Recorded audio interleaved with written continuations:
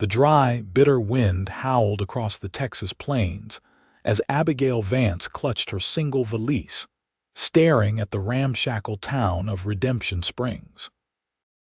After 3 weeks of grueling travel, she finally stood at what was supposed to be the beginning of her new life. But doubt gnawed at her like the relentless prairie dust that found its way into every fold of her once fine traveling dress.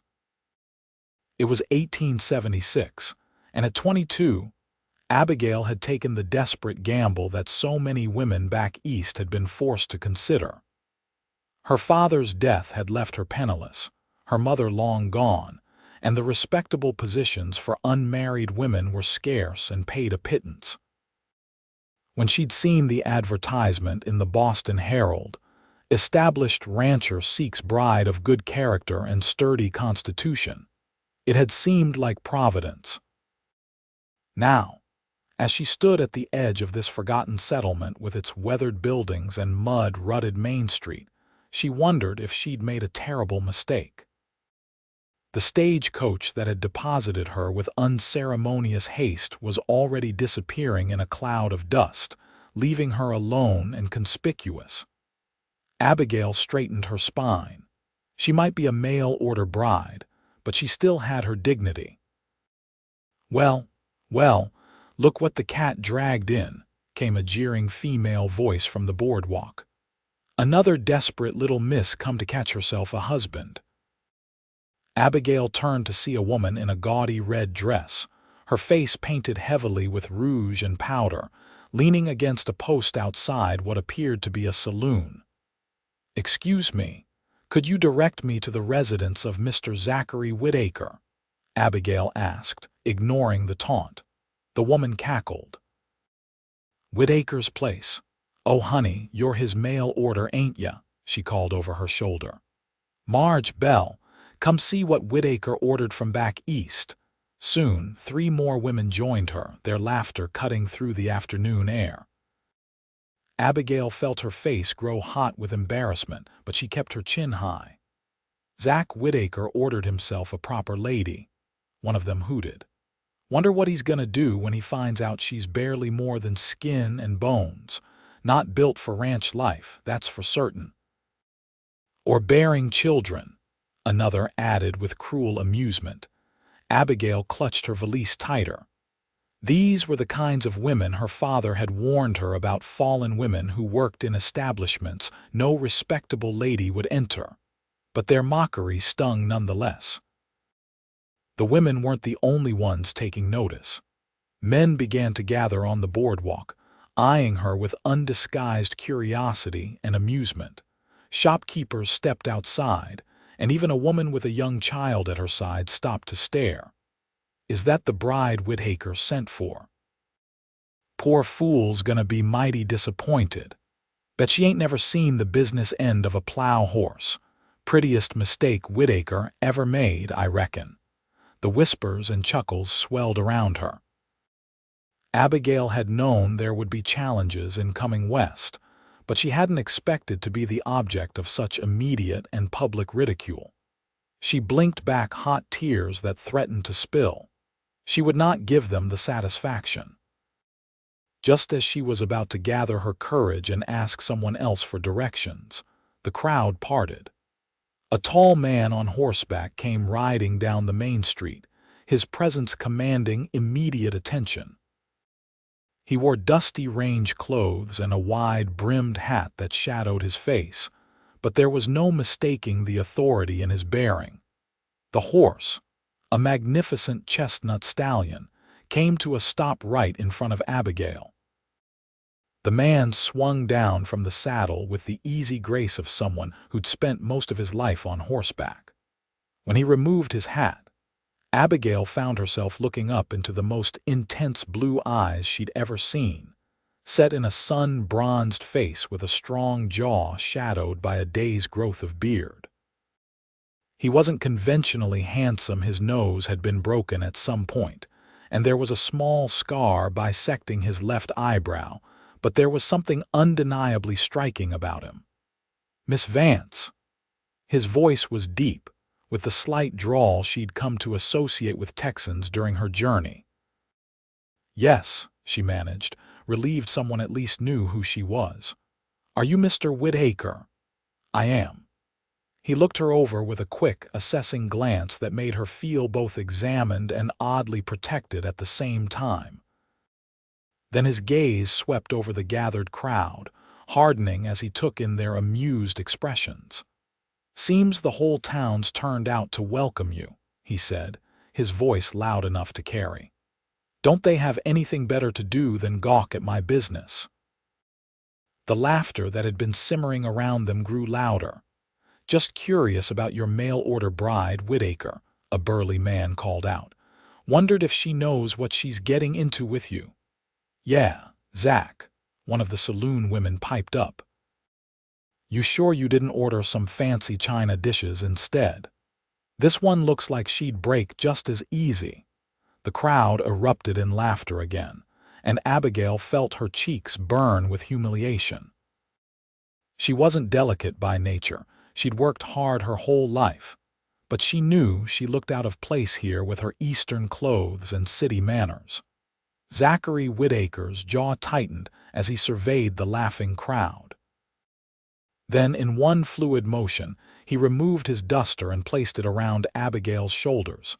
The gesture was unexpected and oddly intimate, making her breath catch. "Laugh while you can," he called out, his voice carrying easily over the jeers. "She's mine now." He turned to Abigail, his expression softening just slightly. "My wagon's at the general store. Let me get your things." Before she could protest that her single valise was all she had, he'd taken it from her hands and offered his arm. The proprietary way he guided her through the crowd sent a clear message. The laughter dimmed, though the stares continued. "I'm sorry about that," he said quietly as they made their way down the street. "Folks in Redemption Springs don't get much excitement." A new face is big news, especially one as. He paused, glancing at her. "Unexpected as yours." "Unexpected?" Abigail asked, unsure if she should be offended. His lips quirked in what might have been the beginning of a smile. "I just mean you're more refined than they're used to seeing around here." He cleared his throat. "To be honest, I half expected you wouldn't come at all once you got my letters." That gave Abigail pause. She'd received exactly one letter from Zachary Whitaker, accepting her response to his advertisement and providing travel instructions, along with a bank draft to cover her journey. It had been straightforward and businesslike, with no personal details beyond his need for a wife to help manage his ranch and household. "I only received the one letter, Mr. Whitaker," she said carefully. He stopped walking, a frown creasing his brow. "One letter. I sent 3. Before she could respond, a young boy came running up to them, his freckled face alight with curiosity.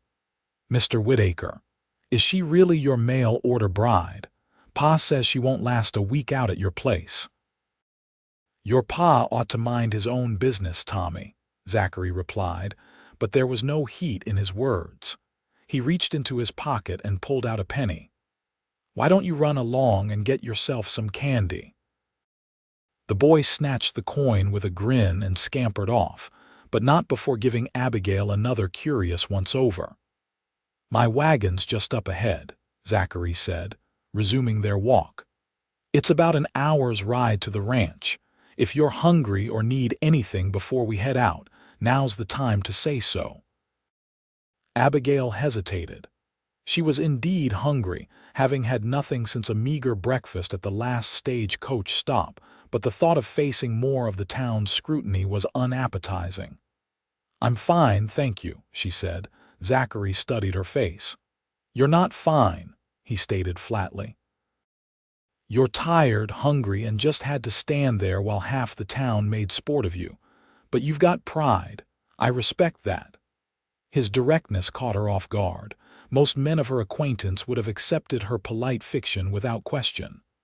"I am hungry," she admitted after a moment.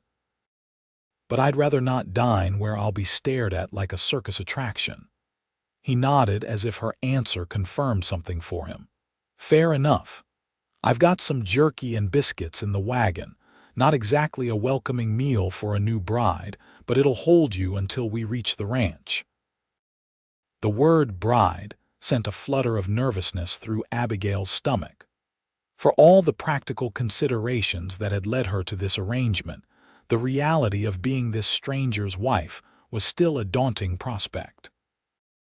They reached the wagon, a sturdy, well-maintained buckboard with a team of 2 solid draft horses.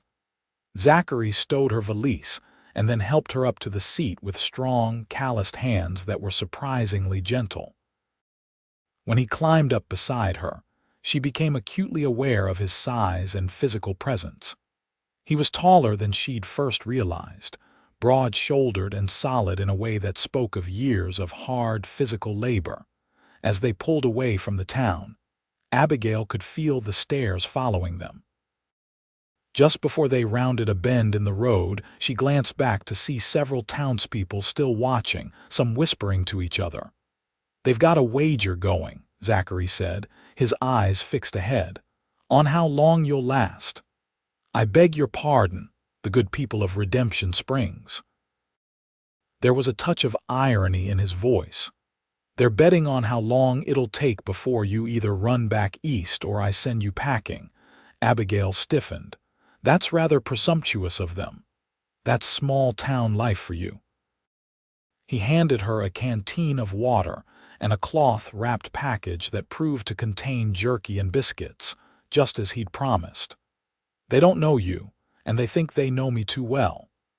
"And what exactly do they think they know about you, Mr. Whitaker?" she asked, accepting the food with murmured thanks. He gave a short laugh that held little humor. "That I'm a hard man, too demanding, set in my ways." He glanced at her. "That no woman, especially one like you, would willingly stay with me longer than necessary." His frankness was both refreshing and unsettling. Abigail took a sip of water, considering her response carefully. "I didn't come all this way on a whim, Mr. Whitaker. I understood what I was agreeing to when I responded to your advertisement." "Did you?" He raised an eyebrow. "Ranch life isn't easy, Miss Vance, especially for someone who's spent their life in the city. It's hard work from sunup to sundown, with little comfort and less luxury." "I may have been raised in Boston, Mr. Whitaker, but I wasn't raised in idleness," she countered. "After my mother died, I kept house for my father and worked as a seamstress to supplement his income when his health began to fail. I'm no stranger to hard work." He seemed to consider this, his eyes briefly leaving the road to study her. "Fair enough. But there's a difference between city work and ranch work." "I'm aware of that," she said, "but I'm willing to learn." "That's good," he nodded, "because I need a wife, not a burden." The bluntness of his statement stung, though Abigail supposed she should appreciate his honesty. This was, after all, a practical arrangement. "In my letters," he continued, "the ones you apparently never received, I explained more about the ranch and what would be expected of you. I've got close to 1,000 acres, most of it grazing land for cattle. The house isn't fancy, but it's solid. 2 bedrooms, a kitchen, and a front room. I built it myself 5 years ago." "It sounds adequate," Abigail said, trying to picture it. "It is. I've also got 3 hands who work the ranch with me, Miguel, his son Carlos, and an old-timer named Hank. They've got their own quarters by the barn." He paused. "I should warn you, the nearest neighbor is 5 miles away, and it's a 2-hour ride back to town in good weather. It can be isolated." Abigail nodded, beginning to understand why the townspeople doubted her ability to adapt. "I appreciate your candor, Mr. Whitaker." "Zachary," he said, "or Zach. Seeing as we're to be married, formality seems a bit pointless." "Zachary," she repeated, testing the name. "Then you must call me Abigail." They fell into silence as the wagon continued its steady progress. The landscape around them was unlike anything Abigail had ever seen, vast and open, with rolling hills covered in tall grasses that rippled like water in the persistent wind. In the distance, she could make out what looked like a herd of cattle grazing beneath a sky so big and blue, it seemed almost unreal. Despite the circumstances and the less than warm welcome she'd received, Abigail felt a small spark of hope. Perhaps this new life wouldn't be what she'd imagined, but it might still offer what she needed: security, purpose, and maybe, in time, a sense of belonging. As if reading her thoughts, Zachary spoke again. "I know this isn't what you're used to," he said, his voice softer than before. "And I know our arrangement isn't conventional, but I promise you this, Abigail Vance, I'll treat you with respect. I won't ever raise a hand to you, and I won't expect more than you're willing to give." The sincerity in his voice touched her. "Thank you," she said simply. "There's one more thing you should know," he added after a moment. "The reason the town finds our situation so amusing." He hesitated, then continued. 3 years ago, I was engaged to the schoolteacher, Elizabeth Cooper. A week before the wedding, she ran off with a cattle buyer passing through. Left me a letter saying she couldn't bear the thought of being buried alive on my ranch. Abigail's eyes widened. "I'm sorry," she said, genuinely sympathetic despite the stab of uncertainty his revelation caused. "That must have been difficult." "It was a long time ago," he said dismissively, though something in his tone suggested the wound wasn't entirely healed. "The point is, folks in town think I'm making the same mistake twice, bringing a city woman out to the ranch. They're waiting for history to repeat itself." "I see." Abigail straightened her shoulders. "Well, they will be disappointed. I honor my commitments, Mr. Zachary. I didn't come all this way to turn around and run home at the first sign of difficulty." He looked at her then, really looked at her, as if trying to gauge the truth of her words. Whatever he saw must have satisfied him, because he nodded once decisively. "Good," he said, "because I think we're just about to face our first difficulty." Abigail followed his gaze to see dark clouds gathering on the horizon. "A storm, spring thunderstorm," he confirmed. "They can come on fast out here. We're still a good 30 minutes from the ranch." He assessed the sky again. "We might beat it or we might get wet." As if the weather had heard his challenge, the wind picked up, bringing with it the earthy smell of approaching rain. The horses tossed their heads nervously, sensing the change in the air. "Hold on," Zachary said, urging the team to a faster pace. "This might get rough." The wagon lurched forward and Abigail gripped the edge of the seat. The sky darkened rapidly, and she could now see lightning flickering in the distance. "Is it dangerous?" she asked, trying to keep the worry from her voice. "Can be," he admitted. "But we're not in the worst of it yet. Just need to—" A crack of thunder interrupted him, making the horses shy. Zachary handled the reins with expert skill, calming the animals with both his voice and steady hands. The first heavy drops of rain began to fall just as they crested a hill, and Abigail caught her first glimpse of what must be the Whitaker ranch in the valley below. Despite the darkening sky, she could make out a substantial log house with a covered porch, a large barn, and several smaller outbuildings, all nestled against a backdrop of cottonwood trees along what appeared to be a creek. "There it is," Zachary said, a note of pride in his voice. "Home." Before Abigail could respond, the skies opened. Rain poured down in sheets, instantly soaking them both. Lightning flashed closer now, followed almost immediately by a deafening clap of thunder. The horses reared in alarm, and Zachary swore under his breath as he fought to control them. "We need to get to shelter," he shouted over the storm's roar. "There's an old line shack just over that rise." He pointed to a small structure she hadn't noticed before, set back from the road. With expert maneuvering, he turned the team toward it, the wagon wheels sliding in the rapidly muddying ground. When they reached the shack, Zachary jumped down and secured the horses to a hitching post under a crude lean-to that offered some protection. Then he reached up for Abigail, his strong hands encircling her waist as he lifted her down. For a moment, they stood close, rain streaming down their faces, his hands still at her waist. Something passed between them, a moment of awareness that had nothing to do with their practical arrangement, and everything to do with the fact that they were a man and woman standing very close in a storm. Then Zachary stepped back, breaking the spell. "Inside," he said gruffly, reaching for her valise.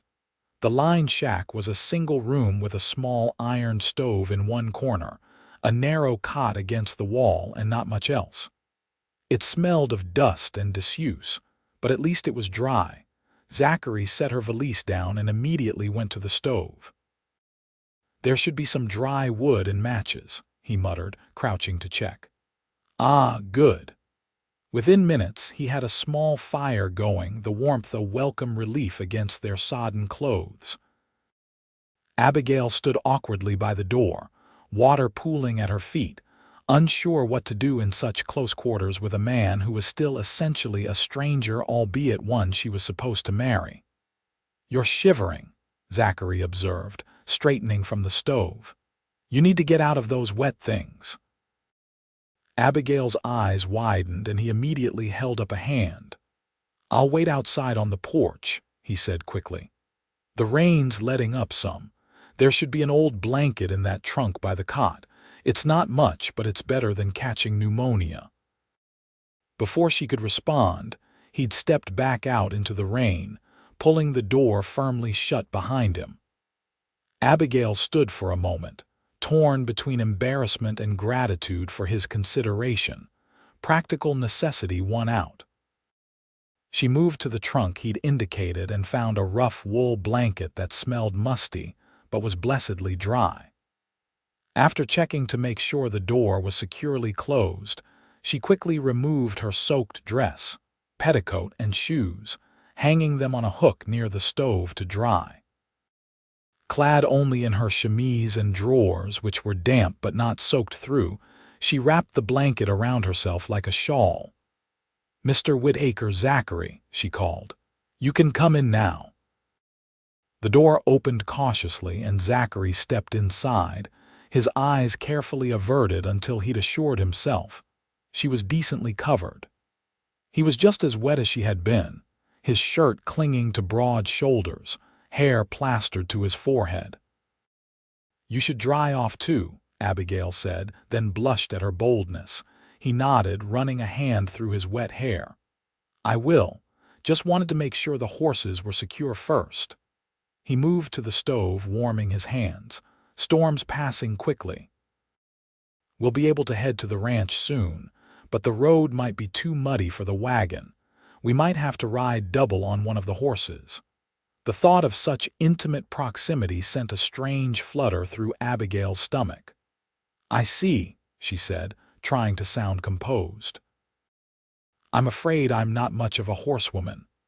"Don't worry, I'll do the steering," he said, a hint of amusement in his voice. "You just have to hold on." There was an awkward silence as they both became acutely aware of their situation alone in a small cabin, half-dressed, with the prospect of physical closeness looming. "This isn't exactly how I planned to introduce you to ranch life," Zachary said finally, his back still to her as he focused on the stove. "Getting caught in a storm on your first day." "Life rarely goes according to plan," Abigail replied, thinking of all the twists her own had taken in the past year. "No," he agreed, turning to face her. "It doesn't." Their eyes met across the small space, and Abigail felt something shift between them, a recognition, perhaps, of shared understanding. They were two people whose lives hadn't gone as expected, who had made practical choices in the face of necessity. Yet in this moment, drenched by the same storm and seeking the same shelter, there was a strange sort of communion. "Why did you answer my advertisement?" Zachary asked suddenly. "The truth." Abigail hesitated, weighing how honest to be. "Because I had few options left," she finally said. "My father died last winter. The little money he had went to his medical care and debts. I could have taken a position as a governess or companion, but such roles are precarious for a woman without family to fall back on." "Precarious," he repeated. "You mean you'd be at the mercy of your employer?" "Yes." She appreciated that he understood without her having to elaborate.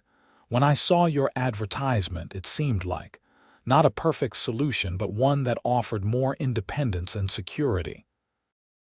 A partnership of sorts with clear expectations on both sides." He nodded slowly. "And now that you've seen what you're getting into, the town's reaction, the isolation, the weather—" "I haven't changed my mind, if that's what you're asking," she said firmly. A small smile, the first real one she'd seen from him, briefly transformed his face. "Good. Because I haven't either." The rain had indeed slackened to a gentle patter, and sunlight was beginning to break through the clouds. Zachary moved to the door and looked out. "Road's a mess, just as I thought," he reported. "We'll have to leave the wagon and come back for it tomorrow." "What about my valise?" Abigail asked, concerned about losing her few possessions. "We can take it with us. One of the horses can carry it." He turned back to her. "Your clothes look like they're still pretty wet." Abigail touched her dress, which was indeed still sodden. "Yes, I'm afraid they are."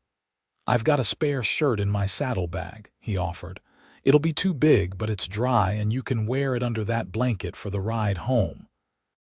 Before she could protest, he'd gone back outside to retrieve the shirt.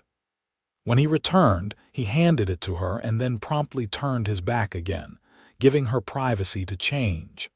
The shirt was made of soft, worn cotton, and as expected, it engulfed her slender frame, falling almost to her knees. But it was clean and dry, and it smelled faintly of soap and something distinctly masculine that she assumed was simply Zachary himself. "I'm decent," she announced when she'd buttoned it up and wrapped the blanket around her shoulders again. Zachary turned, and something flickered in his eyes when he saw her in his shirt. He cleared his throat. "We should head out while the light's good." Outside, the world had that freshly washed quality that comes after a storm. The air was clean and cool, the clouds receding to reveal patches of brilliant blue sky. Water droplets sparkled on every surface, catching the late afternoon sun. Zachary untied the horses and separated one from the team. "This is Russet," he said, patting the gelding's neck. "He's steady and strong. He'll get us home safely." He secured Abigail's valise to the saddle, then turned to her. "I'll mount first, then help you up behind me." With practiced ease, he swung into the saddle, then reached down for her. Abigail hesitated only briefly before taking his hand. With a strength that seemed effortless, he lifted her up behind him. "Put your arms around my waist and hold on tight," he instructed. "The ground's slippery, and I don't want you falling off." Gingerly, Abigail wrapped her arms around his solid middle, acutely aware of the hard planes of his body beneath her hands. She'd never been this close to a man before, and the intimacy of it was both alarming and oddly thrilling. As they set off, picking their way carefully down the muddy road, Abigail found herself tightening her grip whenever the horse navigated a particularly treacherous patch. Zachary didn't seem to mind. In fact, once or twice she thought she felt him deliberately steady her with a hand over hers. They crested a hill, and the ranch came into full view below them, bathed in the golden light of late afternoon. From this vantage point, Abigail could better appreciate its size and careful layout. "It's lovely," she said sincerely, her voice close to his ear. She felt rather than saw his smile. "It's home," he replied. And there was such quiet pride in those two words that Abigail felt a surprising pang of emotion. As they approached the ranch, a man emerged from the barn older, with a weathered face and a slight limp. He watched their approach with obvious curiosity. "That's Hank," Zachary explained. "Been with me since I bought the place. Miguel and Carlos are probably out checking on the herd after the storm." Hank raised a hand in greeting as they rode into the yard. "Was startin' to worry, boss," he called. "Storm came in fierce." "We waited it out in the old line shack," Zachary replied, dismounting smoothly before turning to help Abigail down. His hands lingered at her waist perhaps a moment longer than necessary before he stepped back. "Hank, this is Miss Abigail Vance, my fiancée." The older man's eyebrows shot up, but he quickly recovered and touched the brim of his hat. "Pleased to meet you, miss. Welcome to Whitaker Ranch." "Thank you," Abigail said, suddenly self-conscious in her makeshift attire. "We left the wagon at the shack," Zachary continued. "Road was too muddy." "We'll need to fetch it tomorrow." Hank nodded. "I'll see to Russet, boss. You'd best get the lady inside and warmed up." Zachary nodded his thanks, then placed a gentle hand at the small of Abigail's back, guiding her toward the house. Up close, it was even more impressive than it had appeared from a distance. Solid logs chinked with what looked like a mixture of clay and straw, a wide covered porch, and glass windows that caught the late sun. "It's not what you're used to," Zachary said as he opened the door for her, "but it's sturdy and keeps out the weather." The interior was simple but surprisingly cozy. The front room held a stone fireplace, a large table with 6 chairs, a sturdy sofa covered in what looked like homespun fabric, and 2 comfortable-looking armchairs.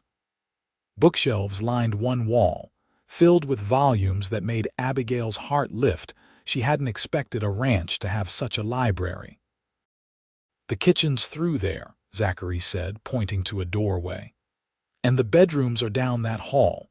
Mine's on the left, yours will be on the right. Bathroom's out back, though I've rigged up a pump in the kitchen for washing." Abigail nodded, trying to take it all in. This would be her home now, the place where she would live, work, and sleep, where she would be a wife. "I know it's a lot," Zachary said, watching her closely. "New place, new life, new husband." He hesitated on the last word as if testing how it felt. "It is a lot," she agreed. "But it's also a beginning." He smiled then, a real smile that reached his eyes and transformed his face from merely handsome to something that made her breath catch. "Yes," he said, "a beginning." The sun was setting by the time Abigail had changed into her own clothes, which were still slightly damp but wearable. She emerged from her new bedroom to find Zachary in the kitchen, competently preparing what appeared to be a simple stew. "I hope you're not disappointed," he said when he noticed her watching. "I'm a fair cook, but nothing fancy." "Not at all," she assured him, moving closer to observe. "It smells wonderful." And it did, rich with the aromas of beef, onions, and what looked like wild herbs. Her stomach growled audibly, reminding her that she'd had nothing since the jerky and biscuits hours earlier. Zachary chuckled, the sound warming something inside her. "Set the table," he suggested, nodding toward a cupboard. "Plates are in there, utensils in the drawer below." They worked together in companionable silence, moving around each other in the small kitchen with growing ease. By the time the stew was ready, the awkwardness that had marked their earlier interactions had faded somewhat, replaced by a tentative camaraderie. Over dinner, Zachary explained more about the ranch, how he'd acquired the property 8 years ago, when it was little more than overgrazed land with a dilapidated cabin, how he'd built it up acre by acre, head of cattle by head of cattle. He spoke of his plans for the future, expanding the herd, breeding stronger stock, perhaps adding horses to the operation. "You've accomplished a great deal," Abigail said, genuinely impressed. Especially on your own. Not entirely on my own, he corrected. Couldn't have done it without Hank, Miguel, and Carlos. Good men, all of them, he hesitated. But yes, I've been missing a partner, someone to share the work and the rewards, someone to make this house a home. The unspoken question hung between them. Could she be that someone? I want you to know, Abigail said carefully, that I understand what I'm agreeing to. I know ranch life will be challenging. I know I have much to learn. But I'm willing to work hard and I'm committed to making this arrangement successful. Zachary studied her face, his blue eyes intent. I believe you, he said finally, but Abigail, there's something else we need to discuss. Her heart beat a little faster. Yes, our marriage. He set down his spoon, giving her his full attention. I meant what I said earlier. I won't expect more than you're willing to give, if you need time. Before we... He cleared his throat. What I'm trying to say is, I know this isn't a love match. I know you came here out of necessity, not desire. And while I do expect this to be a real marriage eventually, I'm willing to wait until you're comfortable. Abigail felt her cheeks flush, but she appreciated his directness. Thank you, she said softly, for understanding. That said, he continued, the town already knows you're here as my bride. If we wait too long to make it official, it'll just give them more to gossip about. Of course, she agreed. When did you have in mind? The circuit preacher comes through every third Sunday. That's 4 days from now. Would that give you enough time to prepare? 4 days. 4 days to prepare to become Mrs. Zachary Whitaker. It seemed both too short and interminably long. Yes, she said, her voice steadier than she felt. That would be fine. Relief flickered across his face. Good, that's good. After dinner, they sat by the fire, the silence between them more comfortable than before. Zachary had selected a book from the shelves and offered it to her, a collection of Whitman's poems. You like poetry? She asked, surprised. A faint flush colored his cheekbones. Is that so hard to believe? Not hard to believe, she corrected. Just unexpected. There's a lot you don't know about me yet, he said, and there was something in his tone that made her look up sharply. I look forward to learning, she said honestly. He held her gaze for a long moment, and Abigail felt that same strange flutter in her stomach from earlier.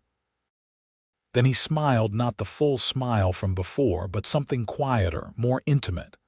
Good night, Abigail, he said, rising from his chair. Your first day at Whitaker Ranch is officially over. You survived. She returned his smile. Good night, Zachary, and yes, I did. As she lay in her new bed that night, listening to the unfamiliar sounds of the ranch settling around her, Abigail reflected on the extraordinary turn her life had taken. 24 hours ago, she had been on a stagecoach, filled with apprehension about her future.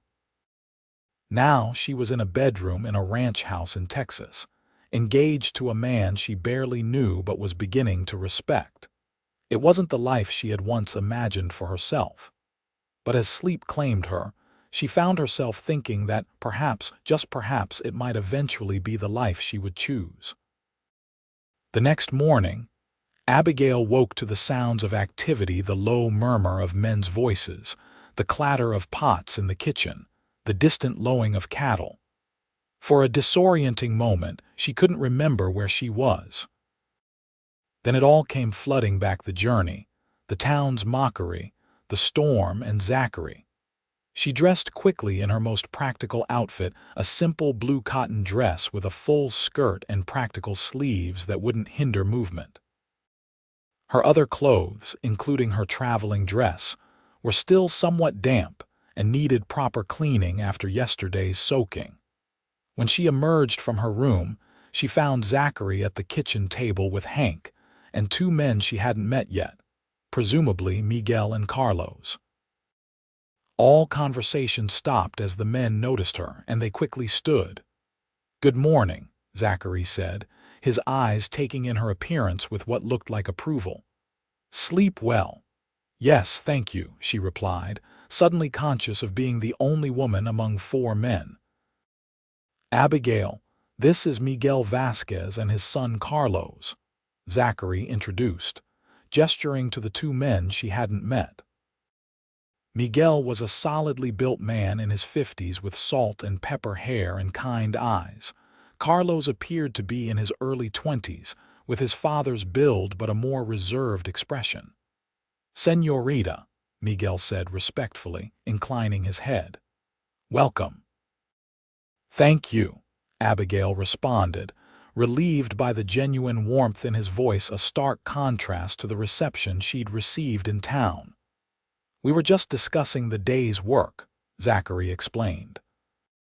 "Miguel and Carlos are heading out to the north pasture to check fencing that might have been damaged in the storm. Hank's going to see to the wagon we left behind, and I need to ride out to check on a heifer that's about to calve. And what can I do?" Abigail asked, wanting to establish from the start that she intended to pull her weight. The men exchanged glances and she could read their doubt. It stung, but she kept her expression resolute. "The house could use some attention," Zachary said carefully. "It's been a while since it had a woman's touch. There's flour and supplies in the pantry if you'd like to bake, or you could just take today to get familiar with the place." It was a diplomatic response, but Abigail sensed the men's skepticism about her capabilities. She straightened her spine.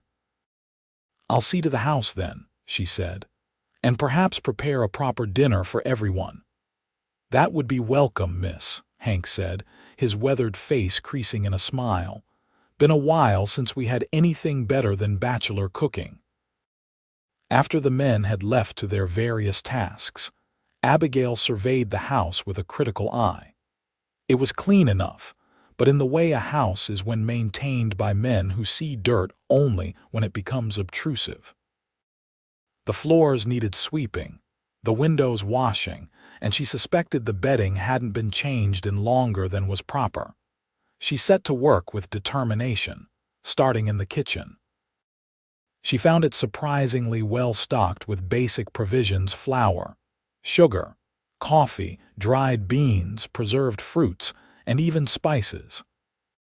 The pantry revealed jars of home-canned vegetables and preserves, though she suspected these might have come from a neighbor or been purchased in town, rather than put up by Zachary himself. By mid-morning, the kitchen was spotless. Bread dough was rising by the stove, and Abigail had moved on to the main room. She was in the midst of dusting the bookshelves. Intrigued by Zachary's eclectic collection, everything from practical manuals on animal husbandry, to dog-eared novels, to several volumes of poetry, when she heard hoofbeats approaching. Going to the window, she was surprised to see not Zachary or one of the hands, but a woman on horseback. She was perhaps in her late 30s, with streaks of gray in her dark hair, dressed in practical riding clothes and sitting astride her horse with the ease of someone who'd been riding all her life. Curious, Abigail went to the door and stepped onto the porch just as the woman dismounted. "Well," the visitor said, surveying Abigail with undisguised interest, "you must be Whitaker's mail-order bride. News travels fast around these parts." There was no mockery in her tone, just straightforward assessment. Abigail lifted her chin. "I'm Abigail Vance, yes, and you are?" "Sarah Jenkins," the woman replied, extending a calloused hand. "My husband Tom and I ranch the spread east of here. We're Zach's closest neighbors." Abigail shook her hand, relieved to find the woman's grip firm but friendly. "It's a pleasure to meet you, Mrs. Jenkins." "Sarah, please," the woman corrected. "We don't stand on ceremony out here." She glanced around. "Zach around? He's checking on a heifer that's calving," Abigail explained. "Would you like to come in? I've just made coffee." Sarah hesitated, then nodded. "Don't mind if I do. Rode out here as soon as I heard Zach had brought home a bride. Wanted to see for myself."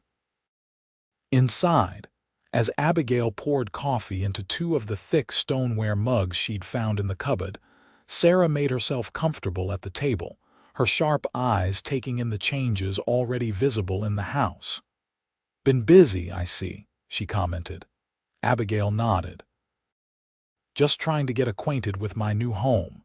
Sarah's expression softened slightly. "Must be quite a change from what you're used to."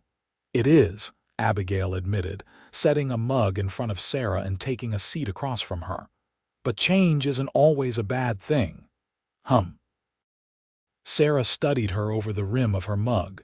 "You're not what I expected." "Oh, and what did you expect from the talk in town? Some fragile Eastern flower who'd wilt at the first sign of hardship?" Sarah's direct gaze held approval. "You don't look like the wilting type to me." Abigail smiled despite herself. "I'm tougher than I look, Mrs. Jenkins Sarah.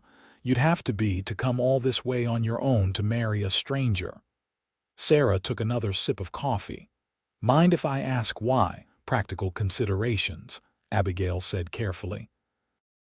"My father died, leaving me with few options." Sarah nodded, unsurprised. "That's usually how it is. No shame in admitting it." She set down her mug. "What did they tell you about Zach in town?" The abrupt change of subject caught Abigail off guard.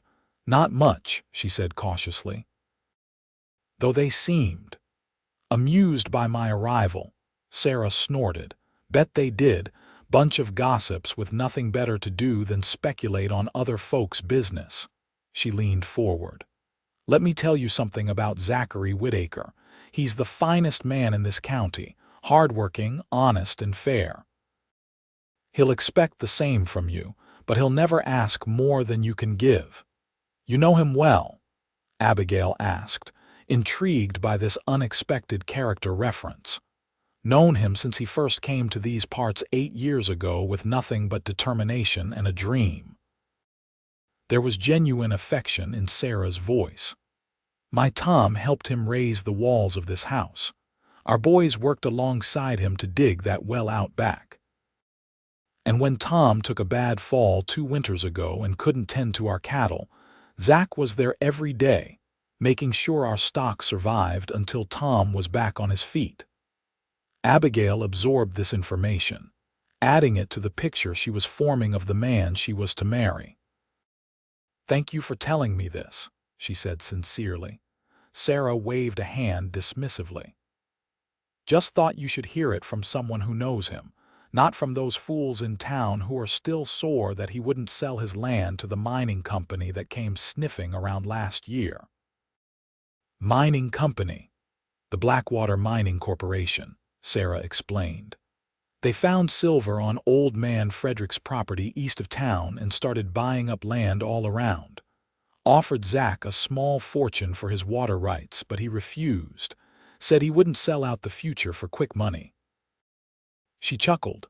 "Made him some enemies in town, folks who stood to profit if the mines expanded," understanding dawned. "So that's why they were so quick to laugh at my arrival," Abigail mused. "They're hoping I'll fail because they're still angry with Zachary." "Got it in one," Sarah confirmed. The merchants in town were counting on the business the miners would bring. When Zach held out, the mining company decided the expansion wasn't worth the trouble and pulled back operations. Some folks blame him for costing them money. Before Abigail could respond, the sound of hoofbeats announced another arrival. A moment later, Zachary appeared in the doorway, his expression shifting from surprise to something warmer when he saw her. "Sarah," he said, acknowledging their visitor with a nod. "Didn't expect to see you today." "Just being neighborly, Zach," Sarah replied innocently. "Came to meet your bride." A faint flush colored his cheekbones. "I see." His eyes moved to Abigail. "Everything all right here?" "Perfectly fine," Abigail assured him. "Sarah has been kind enough to keep me company this morning." "And to fill her in on a few things the town might have left out," Sarah added meaningfully. Zachary's jaw tightened. "Such as?" "Just why certain folks might have been less than welcoming to a new Mrs. Whitaker." Sarah rose, setting her empty mug on the table. Nothing she didn't have a right to know. Zachary seemed to consider this, then nodded. Fair enough. He moved further into the room, and Abigail noticed a smear of dirt or possibly blood on his sleeve. The heifer? She asked, concerned. His face relaxed into a smile. Delivered a healthy bull calf about an hour ago, both doing fine. That's wonderful, Abigail said, genuinely pleased. Sarah looked between them, a knowing expression on her face. Well, I should be heading back. Tom will be wondering where I've got to. She turned to Abigail. You ever need anything advice, company? Just a break from all this testosterone you ride on over. We're the place with the big windmill, can't miss it. Thank you, Abigail said warmly. I appreciate that more than I can say. After Sarah had departed, Zachary lingered in the kitchen, his eyes taking in the changes she'd already made, the clean surfaces, the bread dough rising, the general sense of order that hadn't been there before. You've been busy, he observed, much as Sarah had. Just getting acquainted with my new home, Abigail repeated her earlier words. He nodded, something like satisfaction in his expression. It looks good, smells good too. The bread won't be ready for a while yet, she said, but I could fix you something to eat now if you're hungry. No need. I just came back to check on you, make sure you were settling in all right. He hesitated. And to let you know I'll be riding into town this afternoon. Need to file some paperwork with the county clerk about our marriage. Oh.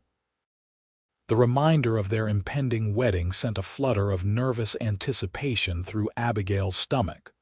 Of course. Is there anything you need from town? He asked. Supplies, personal items, anything for the wedding, she considered.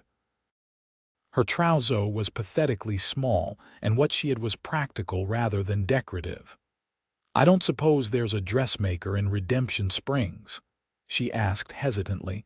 Understanding dawned in his eyes. For a wedding dress? Yes, Mrs. Hollister runs a small shop. She's good, from what I've heard. I can take you to see her tomorrow if you'd like. I would, thank you. Abigail bit her lip, hating to bring up the practical matter of money but knowing it had to be addressed. I should tell you, though, that my funds are limited. Zachary's expression softened. Abigail, you're to be my wife.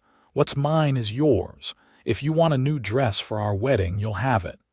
The simple generosity of his statement touched her deeply. Thank you, she said again, feeling the inadequacy of the words.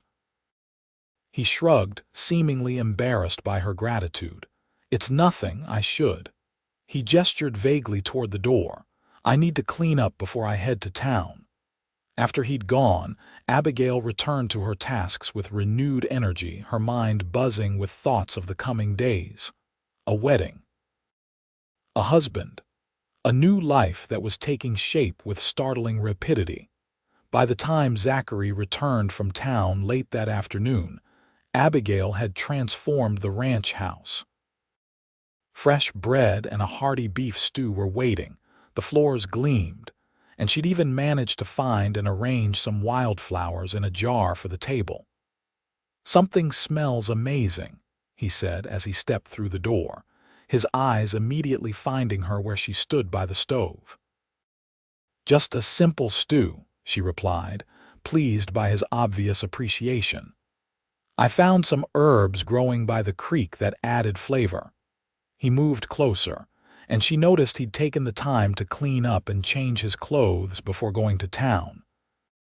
His hair was still damp from washing, and he'd shaved, the clean line of his jaw making him look younger and somehow more vulnerable. You didn't have to do all this, he said, gesturing to encompass the transformed house. I wanted to, she said simply. This is to be my home too, after all. Something flickered in his eyes, surprise, pleasure. She couldn't quite tell. Yes, he agreed softly. It is. Before either of them could say more, the door opened again, and Hank entered, followed by Miguel and Carlos. All three men stopped short at the sight and smell that greeted them. "Well, I'll be," Hank muttered, his weathered face breaking into a wide grin. "Smells like heaven in here, miss." "Dinner is almost ready," Abigail told them, suddenly shy under the collective male appreciation. "If you gentlemen would like to wash up, we can eat in about 15 minutes. The meal that followed was unlike any Abigail had experienced before. The four men, initially reserved in her presence, gradually relaxed as the food and conversation flowed. Miguel told stories of his childhood in Mexico. Carlos spoke of his dream to someday have his own small ranch, and Hank regaled them with tales of his adventures as a young cowhand. Zachary said less than the others, but Abigail was acutely aware of his presence at the head of the table, of his quiet authority that needed no loud assertions, of the respect the other men clearly held for him. Once or twice, she caught him watching her, his blue eyes warm with something that might have been admiration. Each time, he'd quickly look away, as if caught doing something he shouldn't. But the awareness between them was growing, a quiet current beneath the surface of their practical arrangement. After dinner, when the men had gone to their quarters and she and Zachary were alone again, he helped her clear the table without being asked, a small gesture that nonetheless spoke volumes about the kind of man he was. "They liked you," he said as they worked side by side, she washing dishes, he drying them with a clean cloth. "They're good men," she replied. "I can see why you value them." "They're like family," he admitted. "Especially Hank. He's been here from the beginning, saw me through some rough times." Like when Elizabeth left, the question slipped out before she could consider its wisdom, his hand stilled on the plate he was drying. "Yes," he said after a moment, "like then." "I'm sorry," she said quickly. "I shouldn't have brought that up." "No, it's all right." He resumed drying, his movements deliberate. "It was a long time ago, and we should be able to speak plainly to each other." He set the plate down carefully. "Yes, Hank saw me through that time, so did the Jenkinses. Good neighbors make all the difference out here." "I liked Sarah," Abigail offered. "She was direct." That drew a short laugh from him. "That's one word for it. Sarah Jenkins speaks her mind, always has, but there's no one I'd rather have at my back in a crisis." He hung the dish towel to dry. "What did she tell you about the mining company?" "That you refused to sell your water rights, even when offered a substantial sum. That it made you unpopular with some people in town." He nodded, leaning against the counter. "The Blackwater Mining Corporation wanted to divert water from the creek that runs through my property to support their operations. Would have left me high and dry, literally. No ranch can survive without water. So you refused." "I did. Wasn't just about me, though. The creek feeds into the river that serves ranches all along the valley. Diverting it would have affected everyone downstream." He shrugged. "The town merchants saw only the money the miners would bring. They didn't think about the long-term cost." "It was the right decision," Abigail said firmly. "Maybe, but it's made life in town complicated. Most folks have chosen sides." He studied her face. "You should know, if we go in together tomorrow, you might face some cold shoulders, because I'm associated with you now. That, and because you represent a commitment to this place, to ranching." His gaze was steady. "Some people were hoping I'd get tired of the hard life out here and sell out eventually. A wife suggests I'm here to stay." The implications settled over her. She wasn't just marrying a man, she was, in some ways, taking a side in a community conflict. "I understand," she said, and strangely she did. The politics of small communities weren't so different from the social machinations of Boston society, just played out on a different stage with different stakes. "And you're still willing to go through with this?" he asked, a hint of uncertainty in his voice. "The wedding?" "Yes," she said without hesitation. I made a commitment when I accepted your proposal and I stand by it. Relief washed over his features. Good, that's good, he straightened, moving slightly away from her as if needing to establish some distance. We should turn in. Early start tomorrow if we're going to town. Of course, she agreed, though part of her wished their conversation could continue. She was beginning to enjoy his company, to appreciate the thoughtful intelligence behind his reserved exterior. As she lay in bed that night, listening again to the now familiar sounds of the ranch at night, Abigail found herself thinking not of the wedding or the dress, or even the cold reception they might face in town, but of the man sleeping across the hall. The man who would, in 3 days' time, be her husband in more than name. The thought sent a flutter of something anticipation, through her stomach. Zachary Whitaker was not the husband she had once imagined for herself. He was rougher around the edges than the gentleman of Boston society, his hands calloused from work rather than smooth from leisure. But there was a steadiness to him, a quiet integrity that was becoming increasingly appealing. She fell asleep wondering if it was possible for a marriage of convenience to become something more. The next morning dawned clear and warm, promising a beautiful day for their trip to town. Abigail dressed with care in her second-best dress, a sage green cotton that brought out the hazel of her eyes. She pinned her hair up neatly, determined to present a dignified appearance despite the scrutiny she knew they would face. Zachary was waiting for her in the kitchen, looking uncharacteristically formal in a clean white shirt, dark vest, and his least-worn trousers. He'd shaved again, and his hair was neatly combed. The sight of him, clearly having made an effort for her sake, caused a small lurch in her heart. "You look lovely," he said as she entered, his eyes warm with appreciation. "Thank you," she replied, feeling a blush rise to her cheeks. "You look very handsome yourself."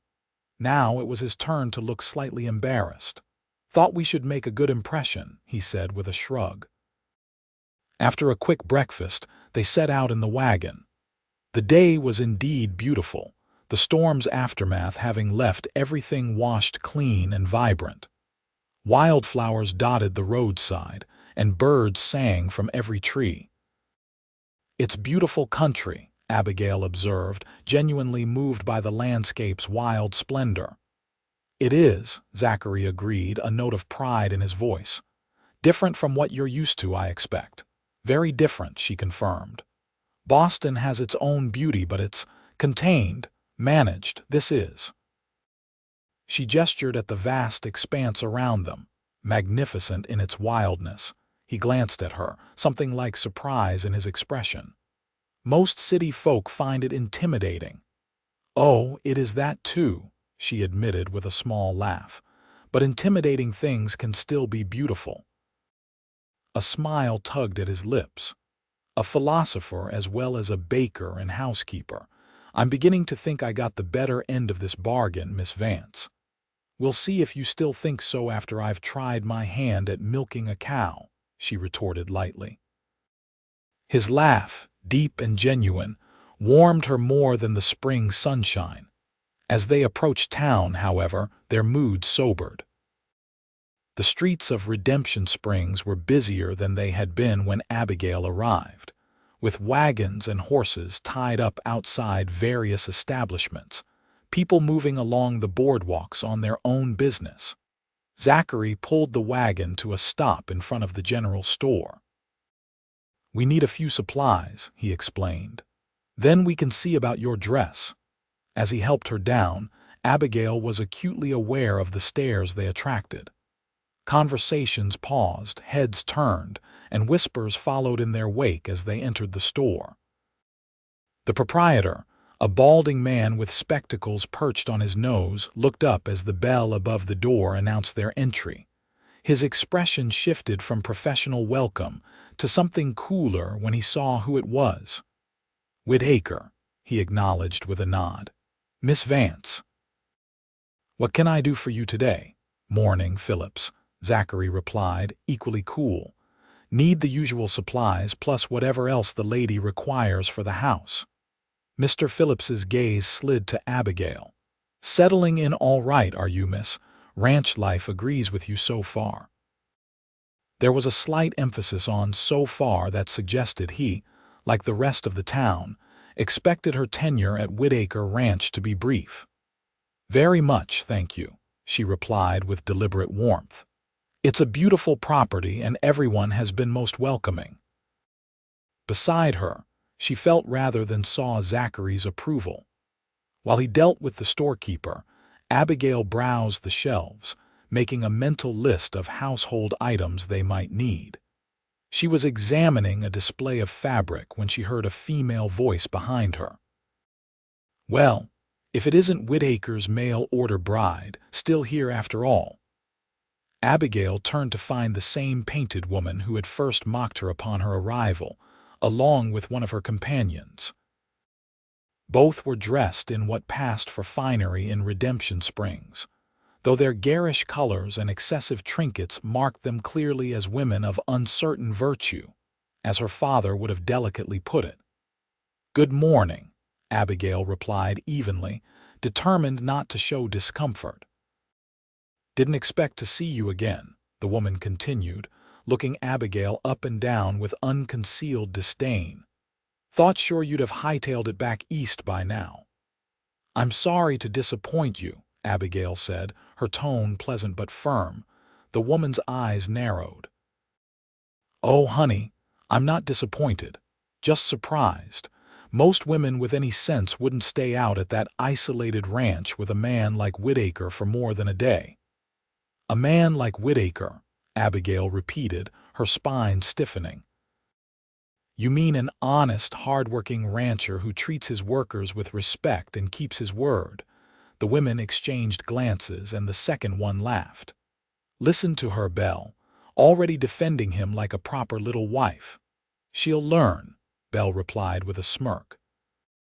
Just like the last one did. Before Abigail could respond, Zachary was at her side, his presence solid and reassuring. Ladies, he said, his tone making the word sound anything but courteous. If you're quite finished attempting to intimidate my fiancé, we have business to attend to. Belle's painted lips curved in a smile that didn't reach her eyes. Just having a friendly chat, Zach. No harm in that. It's Mr. Whitaker to you, he corrected coldly. And I'd appreciate it if you direct your friendly chats elsewhere in the future. He placed a gentle hand at the small of Abigail's back. The dressmaker's shop is just down the street. Shall we? Abigail nodded, grateful for his intervention but determined not to show weakness. A pleasure meeting you again, ladies, she said with perfect politeness. I'm sure we'll see each other around town. As they left the store, she could feel the stares following them, a palpable weight of speculation and, in some cases, undisguised hostility. But Zachary's hand remained steady at her back, a silent promise of support. Mrs. Hollister's dressmaking shop was a small but neat establishment at the quieter end of the main street. The bell above the door tinkled as they entered, and a plump, graying woman looked up from where she was pinning a pattern to fabric. Mr. Whitaker, she said, genuine pleasure in her voice as she set aside her work. This is an unexpected pleasure. Mrs. Hollister, Zachary greeted her with a warmth he hadn't shown to the storekeeper. May I present Miss Abigail Vance, soon to be Mrs. Whitaker. We're hoping you might be able to help us with a wedding dress. The dressmaker's eyes widened, then crinkled with delight. A wedding dress! Oh my, what a lovely surprise! She hurried forward to take Abigail's hands in hers. My dear, welcome to Redemption Springs. When is the happy day? Sunday, Abigail replied, warmed by the woman's sincere welcome. The circuit preacher will be in town. Sunday, Mrs. Hollister clucked her tongue. That doesn't leave much time, but for a wedding dress I'll work day and night if I have to. She stepped back, assessing Abigail with a professional eye. Such a lovely figure, and that coloring. I have some cream silk that would be perfect, with perhaps a touch of lace at the collar and cuffs." As the dressmaker fluttered around, taking measurements and discussing design options, Zachary retreated to a chair by the door, content to let the women handle matters. But Abigail noticed he was watching her, a small smile playing about his lips whenever their eyes met. The hour in Mrs. Hollister's shop was the most pleasant Abigail had spent in Redemption Springs. The dressmaker was not only skilled but genuinely kind, sharing local news without malice and treating Abigail with the respect due a future rancher's wife. "You come back tomorrow afternoon for a fitting," Mrs. Hollister instructed as they prepared to leave. "I'll have the basic structure done by then, and we can make any necessary adjustments." "Thank you so much for accommodating us on such short notice," Abigail said sincerely. "It's my pleasure, dear. We don't get nearly enough happy occasions in this town lately." The older woman's eyes twinkled as she glanced at Zachary. "It's about time this young man settled down with a good woman. The whole town will be talking about it." "They already are," Zachary said dryly, but without rancor.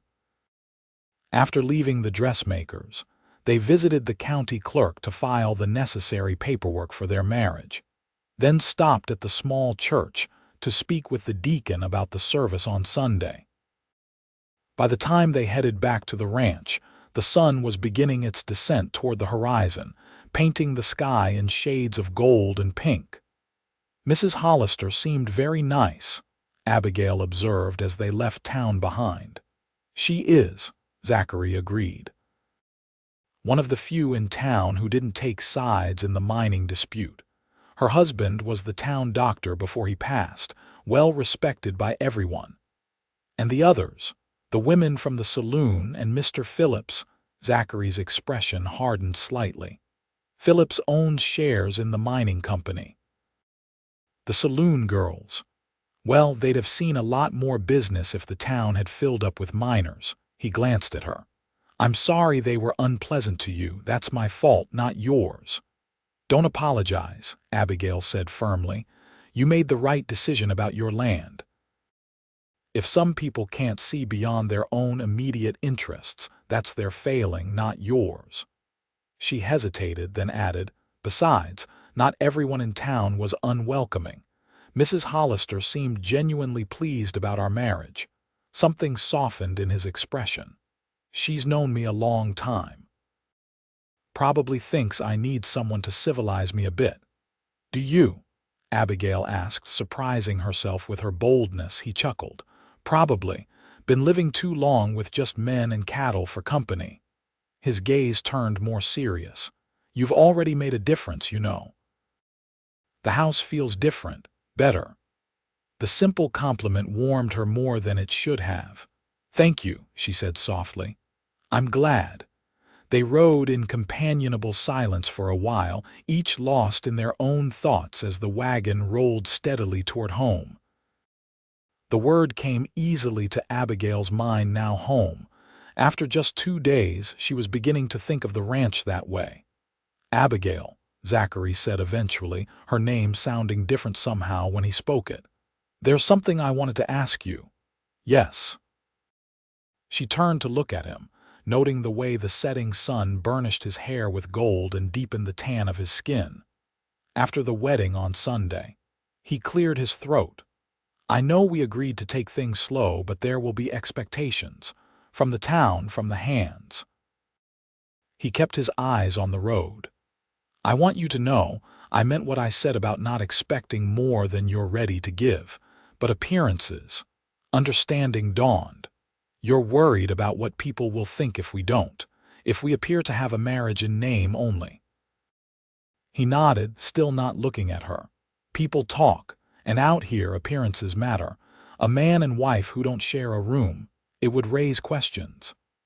Abigail felt her cheeks flush, but she appreciated his directness. This was, after all, a practical consideration they needed to address. "I understand," she said carefully, "and I agree appearances are important. She took a deep breath. "After the wedding, we should share a room. Your room, since it's larger, but we can take our time with the rest," he finished for her, finally glancing her way. The relief in his eyes was evident. "Thank you for understanding. We're partners in this," she reminded him. "Both of us want this arrangement to succeed." As they approached the ranch, the house glowing warmly in the last light of day, Abigail found herself thinking that success might mean different things to each of them. She had come seeking security and purpose. Zachary had advertised for a practical partner to share his work and life. Neither had mentioned love or affection. Yet something was growing between them, a tentative understanding, a mutual respect, and perhaps the seeds of something deeper. Whether it would blossom into genuine affection or remain a cordial partnership, only time would tell. The following days passed in a flurry of activity as preparations for the wedding, simple as it was to be, occupied much of their attention. Abigail had her final fitting with Mrs. Hollister, who had indeed worked tirelessly to create a gown that, while modest, was undeniably beautiful. Made of cream silk with delicate lace at the collar and cuffs, it fit Abigail perfectly and made her feel truly like a bride rather than merely a participant in a business arrangement. At the ranch, Abigail continued to establish her place, learning the rhythms of daily life and beginning to understand the complex operation that was Whitaker Ranch. Zachary, for his part, seemed to grow more relaxed in her presence, his natural reserve gradually giving way to a dry wit and thoughtfulness that she found increasingly attractive. The evening before the wedding, after the men had retired to their quarters, Zachary asked Abigail to join him on the porch. The night was clear, stars sprawling across the vast Texas sky in numbers she'd never seen in Boston. They sat side by side on the bench he'd built, not touching but close enough to share warmth against the slight evening chill. "Nervous about tomorrow?" he asked after a comfortable silence. "A little," she admitted. "Though not about the marriage itself, more about facing the town again." He nodded, understanding. "There will be talk, no matter what, some supportive, some not. But after tomorrow you'll be Mrs. Whitaker. That means something out here." "And to you?" she asked softly. "What does it mean to you?" He was quiet for so long she thought he might not answer. Then, his voice lower and more intimate than she'd ever heard it. "It means I won't be alone anymore. It means having someone to share this place with, someone who sees its value. It means—" he hesitated, "a future that's more than just work and survival." The simple honesty of his words touched her deeply. On impulse, she reached over and placed her hand over his where it rested on his knee. "Thank you," she said, "for giving me a chance at a new beginning, for seeing more in me than just a mail-order bride." His hand turned beneath hers, their fingers intertwining naturally.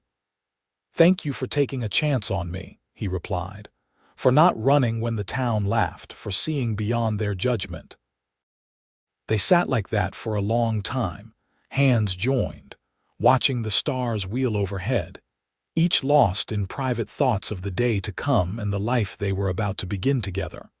Sunday dawned clear and mild, a perfect spring day for a wedding. Abigail woke early, a flutter of nerves in her stomach that was equal parts anxiety and anticipation. Today, she would become Mrs. Zachary Whitaker, joining her life to his before God and whatever portion of the community chose to witness the event. Sarah Jenkins arrived shortly after breakfast, having ridden over specifically to help Abigail prepare. "Can't have you getting married without another woman to fuss over you," she declared, setting down a bundle wrapped in cloth. "Brought you something old, something borrowed, and something blue. The dress is new, so that covers all the traditions." The something old proved to be a delicate lace handkerchief that had belonged to Sarah's mother. The something borrowed was a pair of pearl earrings that had been Sarah's wedding jewelry. And the something blue was a ribbon to thread through Abigail's hair. "Sarah, these are beautiful," Abigail said, deeply touched by the gesture. "But I couldn't possibly take your earrings. You're not taking them, you're borrowing them," Sarah corrected firmly. "And don't argue with me, girl. It's bad luck to refuse a wedding gift." With Sarah's help, Abigail bathed and dressed, the older woman's capable hands arranging her hair in a simple but elegant style, with the blue ribbon woven through the braided coronet. When she finally donned the cream silk gown, even Sarah fell silent for a moment. "Well," she said finally, her voice suspiciously gruff, "Zach Whitaker is a luckier man than he knows." A knock at the bedroom door announced Hank, who had been tasked with driving Abigail to town in the freshly polished wagon. Zachary had gone ahead earlier, needing to make final arrangements with the preacher. "Miss Abigail," Hank called, "whenever you're ready, the wagon's out front." When Abigail emerged from the bedroom, Hank's weathered face split into a wide grin. "Well, don't you look like a picture?" he said admiringly. "The boss is a fortunate man indeed." The ride to town was a blur for Abigail, her mind racing with thoughts of what lay ahead. Would the townspeople come to see the ceremony? Would they be supportive or mocking? And most importantly, how would she feel when she stood before Zachary and promised to be his wife? As they approached Redemption Springs, she was surprised to see more activity than usual for a Sunday.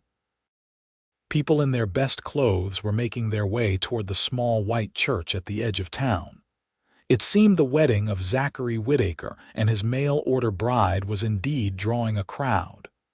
"Looks like half the county turned out," Hank observed, sounding pleased. "Word travels fast." When they reached the church, Abigail was heartened to see familiar faces among the gathering: the Jenkinses, of course, but also Mrs. Hollister, and even a few ranching families she'd met briefly during her visits to town. Yes, there were curious onlookers and a few openly skeptical faces, but the atmosphere wasn't hostile as she'd feared. Hank helped her down from the wagon with more gentleness than his calloused hands seemed capable of. "I'll be proud to walk you down that aisle, Miss Abigail," he said, "if you'll have me." Tears pricked at her eyes at the unexpected offer. She hadn't even considered who would give her away, having no family present. "I would be honored, Hank," she managed. Inside the church, sunlight streamed through simple stained glass windows, illuminating the wooden pews filled with people. And at the altar, waiting beside the circuit preacher, stood Zachary. He wore a dark suit that she suspected had been brushed and pressed specifically for this occasion, a crisp white shirt, and a string tie. But it was his expression that caught and held her attention as she began her walk down the aisle on Hank's arm. His blue eyes widened at the sight of her, and something like wonder passed across his features, transforming them from merely handsome to breathtaking. In that moment, something shifted inside Abigail. This was no longer just a practical arrangement, a marriage of convenience. It was the beginning of something real and potentially precious. When she reached the altar and Hank placed her hand in Zachary's, his fingers closed around hers with gentle strength. "You're beautiful," he whispered, so only she could hear. The ceremony itself was simple and traditional. The preacher spoke of duty and partnership, of the sacred bond between husband and wife. Abigail and Zachary exchanged the standard vows, promising to love, honor, and cherish each other until death parted them. When it came time for the ring, Zachary surprised her by producing not just a simple gold band as she'd expected, but a delicate ring set with a small but perfect diamond. "It was my mother's," he explained quietly as he slipped it onto her finger. "I want you to have it." The gesture, so unexpected and meaningful, brought tears to Abigail's eyes. This man, who had started as a stranger and was now her husband, continued to reveal depths she hadn't anticipated. "I now pronounce you man and wife," the preacher declared. "You may kiss your bride." For a heartbeat, Zachary hesitated, his eyes searching hers as if seeking permission. Then, with infinite gentleness, he leaned forward and touched his lips to hers in a kiss that was both chaste enough for church and intimate enough to send a warmth spreading through her entire body. When they turned to face the congregation as Mr. and Mrs. Zachary Whitaker, Abigail was startled by the applause that erupted. Not everyone was clapping. Of course, she noted Belle and her companions from the saloon watching with barely concealed disdain, and Mr. Phillips from the general store maintained a stony expression. But the majority of those present seemed genuinely happy for them, or at least willing to give them the benefit of the doubt. Outside the church, they received congratulations from well-wishers. Sarah Jenkins embraced Abigail warmly, whispering, "You did well, girl. He looks at you like you hung the moon." Tom Jenkins shook Zachary's hand vigorously. "About time you got yourself a proper wife, Whitaker. Maybe now you'll stop working yourself to death." Even the town mayor, a portly man named Harrison who Abigail had met briefly during her visits to town, offered his congratulations, though his enthusiasm seemed tempered by political caution. "A fine match," he declared, pumping Zachary's hand. "Bring some Eastern refinement to our little community." As they prepared to depart, Abigail caught sight of Belle and another saloon girl watching from the boardwalk across the street. To her surprise, Belle raised a hand in what might have been a gesture of grudging acknowledgement. Abigail returned it with a slight nod, sensing that, while they would never be friends, perhaps the open hostility might fade with time. The journey back to the ranch to their home felt different. Zachary drove the wagon himself this time, with Abigail beside him as his wife. The gold band on her finger caught the sunlight as they traveled, a constant reminder of the step they had taken together. "Are you happy?" Zachary asked as they approached the ranch, breaking a comfortable silence that had settled between them. Abigail considered the question seriously. "Yes," she said finally. "I am. It feels right." She glanced at him. "And you," a slow smile spread across his face. "More than I expected to be," he admitted. "You're quite something, Abigail Whitaker." The sound of her new name sent a pleasant shiver through her. "As are you, husband." At the ranch, Miguel, Carlos, and Hank, who had ridden ahead to prepare, had arranged a small celebration. The table was set with the best dishes, a bottle of wine had been procured from somewhere, and even a small cake sat waiting, courtesy, Abigail suspected, of Sarah Jenkins. The meal was joyous, the men raising toast after toast to the health and happiness of the newlyweds. Even Carlos, usually so reserved, unbent enough to share a traditional Mexican blessing for marriage that his grandmother had taught him. As evening approached, the men tactfully withdrew to their quarters, leaving the newlyweds alone in the house that was now truly their shared home.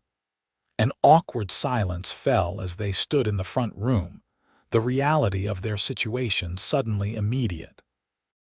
They were husband and wife, and while they had agreed to take physical intimacy slowly, they would share a room, a bed from this night forward. "I should." Abigail gestured vaguely toward the bedroom. "Of course," Zachary said quickly. "Take all the time you need. I'll bank the fire and lock up." In the bedroom, their bedroom now, Abigail carefully removed her wedding gown, hanging it reverently in the wardrobe that Zachary had cleared for her things.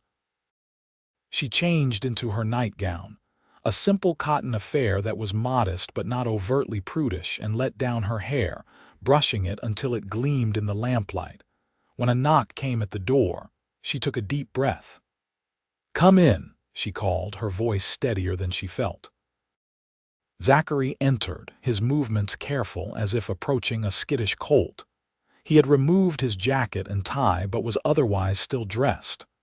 "I can wait outside while you finish getting ready for bed," she offered, rising from the small vanity. He shook his head. "No need. I'll just be a minute." He collected his night clothes from a drawer, then hesitated. "I'll change in the other room." After he'd gone, Abigail sat on the edge of the bed, her heart beating a rapid rhythm against her ribs. This was the moment she had both anticipated and dreaded since agreeing to this arrangement. She was a wife now, with a wife's duties and privileges. But what did that mean for her and Zachary, who had married for practical reasons rather than love? When he returned, dressed in a simple nightshirt and trousers, she saw that he was just as uncertain as she. For a man who commanded such natural authority in every other aspect of life, it was oddly endearing to see him hesitate now. "Which side do you prefer?" he asked, gesturing to the bed. "I usually sleep on the right," she replied, grateful for the mundane nature of the question. He nodded. "Left is fine for me." He moved to the lamp, looking to her for permission before lowering the wick, plunging the room into darkness relieved only by moonlight filtering through the curtains. Abigail slipped beneath the covers, hyper-aware of Zachary doing the same on his side of the bed. For a moment they lay there, a careful distance between them, the silence broken only by their breathing. "Good night, Abigail," he said finally, his deep voice soft in the darkness. "Good night, Zachary," she replied. Then, after a moment's hesitation, she reached across the space between them and found his hand. Their fingers intertwined naturally, a small but significant connection in the night. As sleep claimed her, Abigail's last thought was that, while this wasn't how she had once imagined her wedding night would be, there was something sweet and promising about this gentle beginning.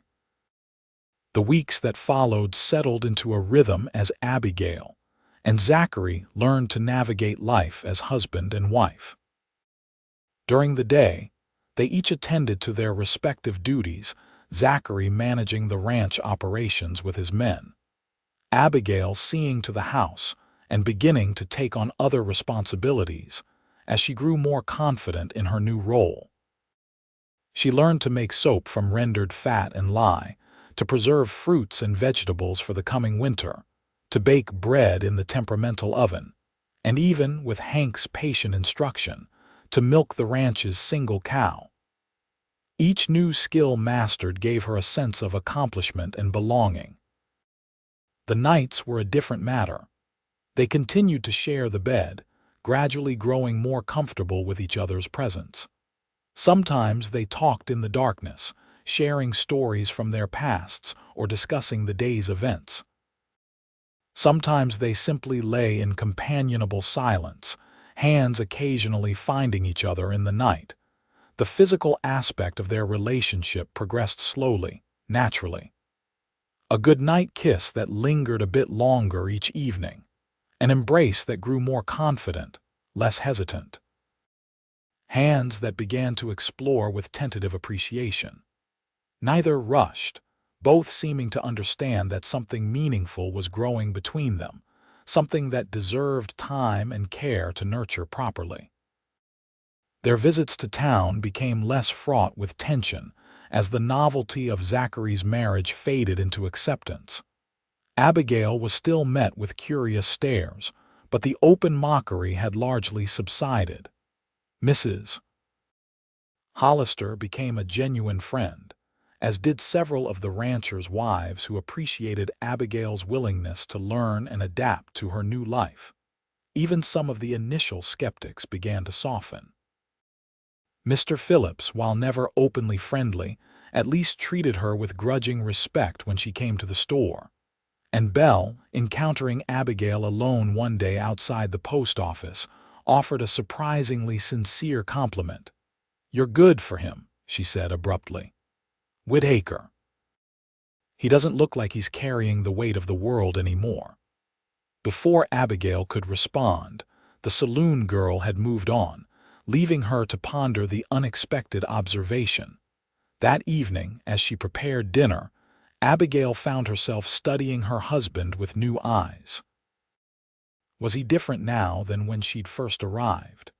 There was a relaxed set to his shoulders that hadn't been there before, a quickness to smile that seemed new, and the way he looked at her as if she was something precious and unexpected that had definitely evolved over time. "What?" he asked, catching her watching him. "Nothing," she replied with a small smile. "Just thinking." He raised an eyebrow but didn't press further. Later, though, as they sat on the porch watching the sunset, a habit they'd developed in recent weeks, he returned to the moment. "What were you thinking about earlier?" he asked, his arm resting comfortably along the back of the bench behind her shoulders.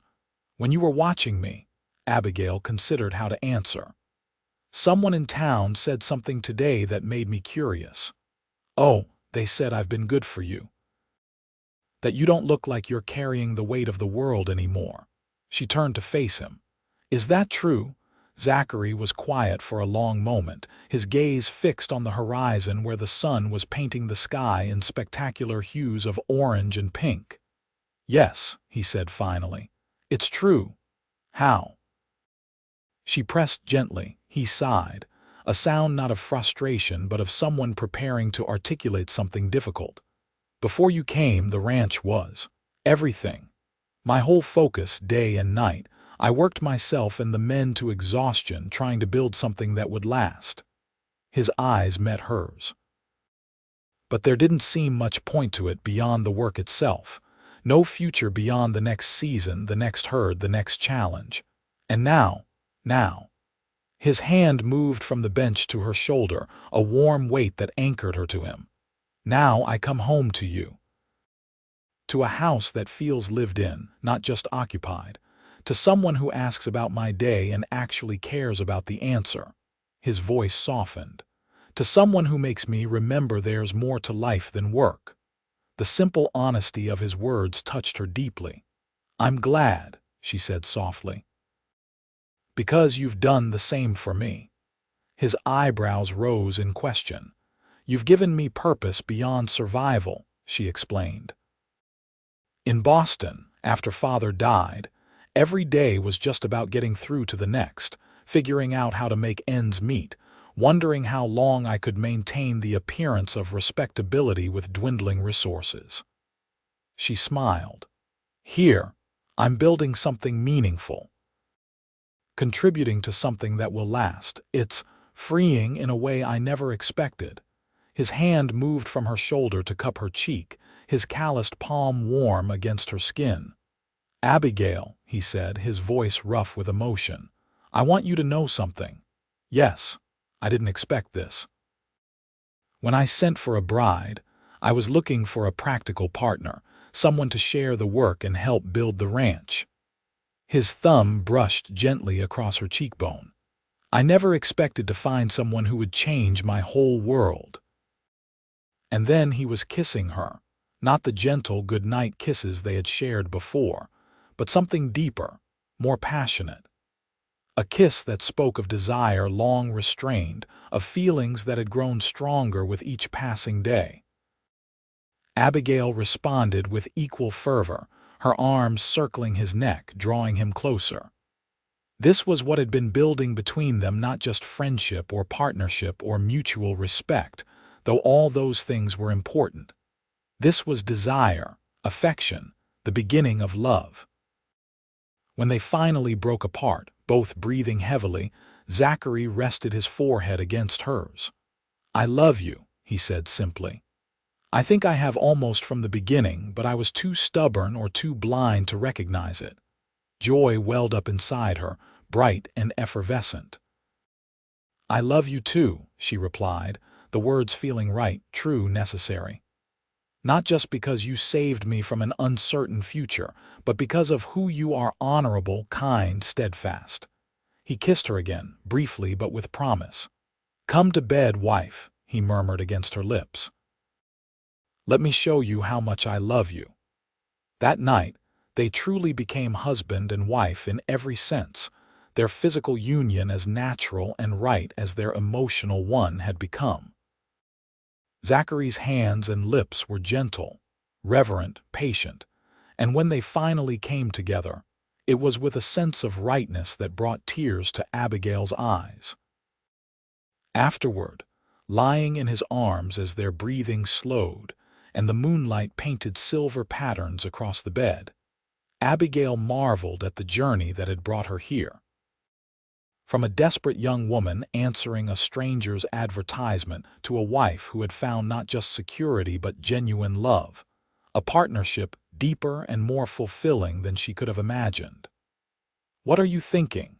Zachary asked, his fingers tracing lazy patterns on her bare shoulder.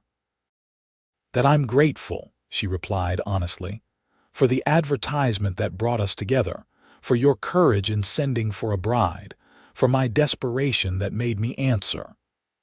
She propped herself up on one elbow to look into his face, "even for the town's laughter when I arrived." "The town," he repeated, a wry smile curving his lips. "I wonder what they'd say now if they could see how happy you've made me." "Probably that you got luckier than you deserved," she teased, delighting in the freedom to do so. He laughed, pulling her close again. "They'd be right about that." As summer gave way to fall, and fall to the first chill winds of winter, life at Whitaker Ranch settled into a pattern that was both predictable and profoundly satisfying. Abigail had fully embraced her role as a rancher's wife, not just managing the household, but taking an active interest in the business of the ranch itself. She learned to keep the books, to recognize the signs of various cattle ailments, and even with Zachary's patient instruction, to ride horseback with growing confidence. Their visits to town became less occasions for scrutiny and more routine business. As the novelty of their marriage faded and Abigail was gradually accepted as a permanent fixture in Redemption Springs. The fact that the ranch was clearly thriving under their combined management didn't hurt, nor did the news that began to circulate as winter approached. "You're sure?" Zachary asked, his voice hushed with wonder as they lay in bed, his hand resting protectively over Abigail's still flat stomach. "As sure as I can be without a doctor's confirmation," she replied, covering his hand with her own. "The signs are all there." His face in the lamplight was a study in emotions: joy, pride, and a touch of anxiety. "A baby," he murmured. "Our baby." "Due in early summer, I think," she said, her own heart full to bursting with happiness. "Just after the spring roundup," he laughed softly. "Good timing." "I thought you'd approve," she teased, his expression sobered, eyes suddenly intense. "Are you happy, Abigail, truly happy here with me?" She didn't hesitate. "Happier than I ever dreamed possible." She touched his face gently. "Are you?" "More than I have words to express," he replied, pulling her close. "When I think of how close I came to not sending that advertisement, or how easily you might have chosen someone else's offer." "But you did, and I didn't," she reminded him. "And now we're here together with a future stretching out before us." As winter settled in, bringing shorter days and longer nights, the ranch house became a haven of warmth and light. Abigail had added her own touches throughout: curtains she'd sewn herself, a quilt crafted during the evenings as she and Zachary read or talked by the fire, wildflowers preserved and framed on the walls. It was no longer just Zachary's house. It was their home, bearing the imprint of both their personalities. News of the coming baby spread quickly through the community, bringing congratulations from unexpected quarters. Even Mr. Phillips unbent enough to offer good wishes when Abigail visited the store, and Mrs. Hollister immediately began planning baby clothes. "This town needs new life," the dressmaker declared as she measured fabric. "New beginnings. Your child will be a blessing to all of us." Sarah Jenkins was, predictably, practical in her response. "About time," she said gruffly when Abigail told her the news. "That house needs the sound of children's laughter. Too quiet by half." but the fierce hug she gave Abigail belied her matter-of-fact words. The men of the ranch were equally delighted. Hank, in particular, seemed to take the news as a personal validation of all his years of service to the Whitaker spread. "Always knew the boss would build something lasting," he told Abigail one afternoon as they worked together in the kitchen. "He's shelling peas while she kneaded bread dough. Now there'll be another generation to carry it on." As spring approached, bringing new grass and newborn calves to the ranch, Abigail's body changed to accommodate the growing life within. Zachary watched these changes with a mixture of awe and protective concern, insisting she rest more, eat better, avoid tasks that might strain her. "I'm pregnant, not made of glass," she protested one afternoon when he tried to prevent her from helping with the laundry. "Humor me," he replied, kissing her forehead. "I've never been a father before. I'm allowed to be overly cautious." She relented, touched by his concern even as she chafed at the restrictions. But there was plenty to occupy her time as they prepared for the baby's arrival, a cradle to be built, tiny garments to be sewn, plans to be made for the future that now included not just the two of them but a child who would inherit all they were building together. The spring roundup came and went, the ranch hands working extra hard to compensate for Zachary's reluctance to be far from home as Abigail's time approached.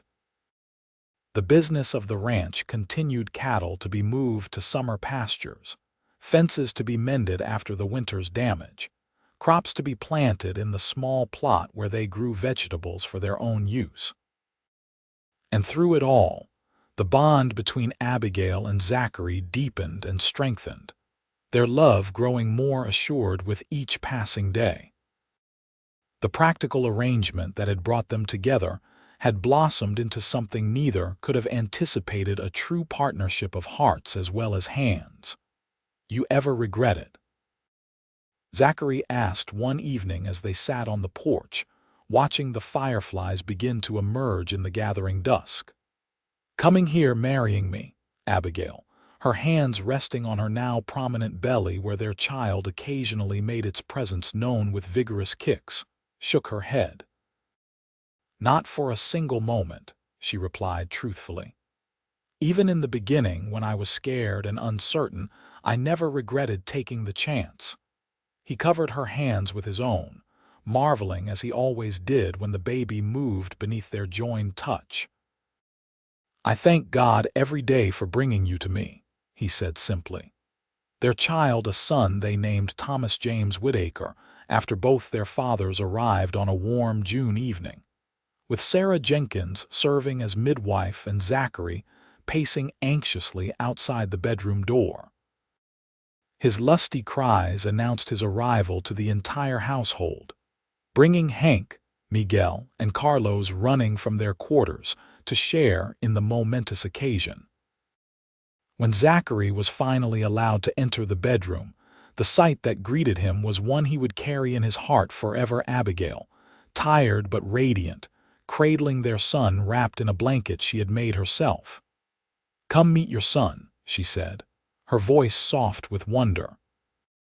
As Zachary took the tiny bundle in his arms, his face transformed with a joy so profound it brought tears to Abigail's eyes.